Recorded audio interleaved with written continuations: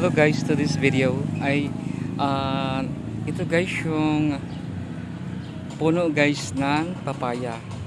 Ang puno ng papaya guys ay nakakain natin niya yung bunga. Pag nahinog, pag hilaw, pwede natin guys gawing gulay.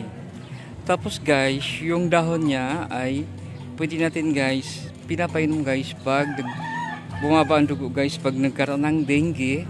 Ang dahon ng papaya guys ay gamot siya ng papadagdag guys ng dugo. At hindi lang yan, yung dahon ng papaya guys ay pwede rin pala siyang gulayin.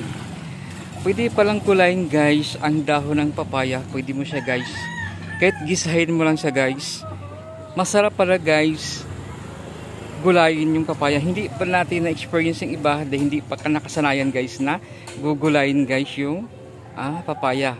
Pero masarap siya guys gulayin ang dahon ng papaya. At yung bulaklak ng papaya guys, pag lalaki, pwede rin siya guys kainin ng sariwa yung bulaklak ng papaya.